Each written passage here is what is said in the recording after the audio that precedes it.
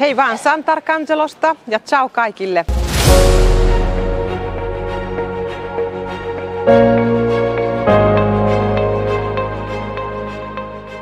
Täällä ollaan Emilia-Romagnan läänissä.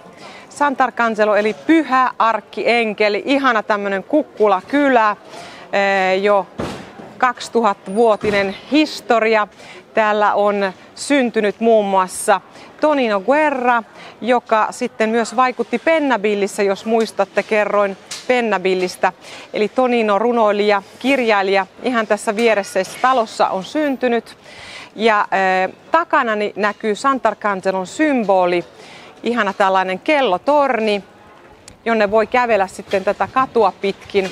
Tänään on toripäivä, markkinapäivä, täällä on vilinää, vilkasta. Sant'Arcangelo on slow food, täällä on todella mahtavat ravintolat, baarit, joissa saa ruokaa, paikallista ruokaa, traditionaalista ruokaa oikein tehty vanhojen reseptien mukaan.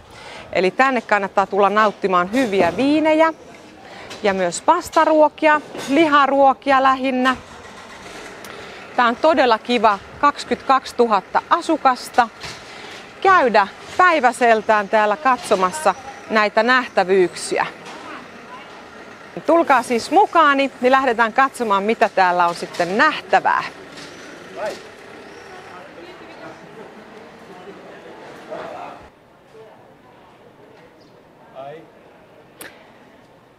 Nyt ollaan ihanassa paikassa täällä Sant'Arcangelon keskustassa.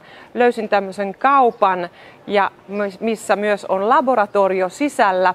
Eli tämä on Italian vanhimpia paikkoja, jossa tehdään vielä, painetaan kangasta ihan käsin. Ja ei ihan millä tahansa leimasimella, vaan täällä käytetään päärynäpuusta tehtyjä, käsin tehtyjä leimasimia. Ja kaikki nämä kankaat on joko kanapaa tai sitten puuvillaa. Ja nämä motiivit, kuviot niissä on traditionaalisia Romagnan alueen kuvioita. Täällä käytetään sitä mankelia, jonka läpi kangas menee, niin ihan käsin puinen mankeli. Ja yksi vanhin mankeli on vuodelta 1633, voitteko kuvitella?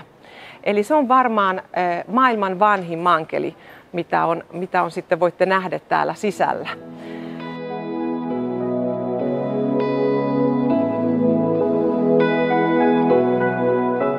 Tämän mankelin läpimitta on 5 metriä, ajatelkaa, aika mahtava.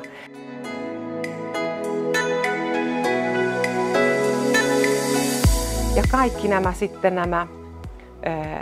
motiivit, Italiassa sanotaan kaikki nämä kuviot, on traditionaalisia Romagnan alueen kuvioita. On viinirypälettä, on kukko, on tällaisia viinikarahveja, kaikkia mitä perinnettä täällä on. Leonardo da Vincihan keksi juuri tämän mankelin, että se on hänen piirustusten perusteella tehty. Ja tässä on näitä hamppuja, silkkiä ja kanapaa. Mennään tänne pyhäkköön, missä tehdään nyt sitten näitä leimasimilla, painetaan kangasta. Ja tässä on tosiaan tämä leimasinmuseo. Ja ne vanhimmat on 1600-luvulta. Tässä minun takana näkyy stampi 1600. Siinä on pyhimyksen kuvia, siinä on kukkia, kasveja, viiniköynnöksiä, eläimiä, käpyjä.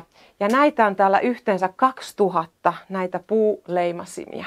Ja tosiaan ruostetta käytetään, se tekevät sen ruosteen ihan täällä itse, kuten myös muut nämä värit luodaan täällä sitten ihan luonnontuotteista. Sant'Arcangelon keskustan alta on löydetty tämmöinen mysteerinen maailma, eli tänne on kaivettu käsin tähän kalkkiperäiseen, myös saviperäiseen maahan luolia. Noin 150 luolaa, jotka yhdistyvät sitten tunneleilla keskenään. 5-6 kilometriä pitkät tunnelit on täällä maan alla ja niihin voi mennä vierailemaan sitten opastetulle käynnille. Ja jotkut sanoo, että nämä olisi ihan ennen jo roomalaisten aikaa rakennettu tänne, kaivettu.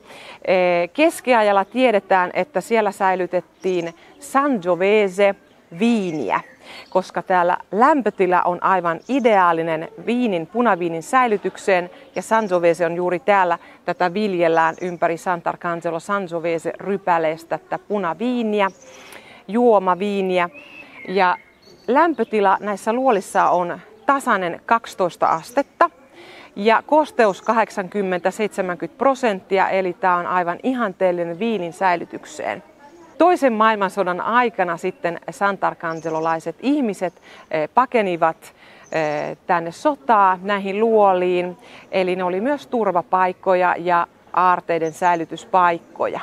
Eli tänne kannattaa tulla käymään, varata aika ja mennään katsomaan sisältä näitä luolia ja virkistäydytään siellä vähäsen sitten tässä kuumassa kesässä. On ihana mennä välillä tonne sitten luoliin kävelemään.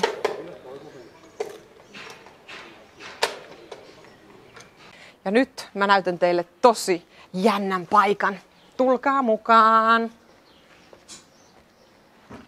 Arvatkaapas, täällä on mini nappimuseo, jossa on aivan mahtava kokoelma joka puolelta maailmaa vanhoja nappeja. Esimerkiksi Papa Francesco tässä lukee Francesco Paavin nappeja ja kaikkia muitakin kuninkaallisen ja historiallisten henkilöiden tältä paikalta nappeja. Tulkaa tutustumaan. Raikkaalla hyvällä vedellä termokset, juomapullot. Vesi on täällä kaikki juomakelpoista. Chin chin!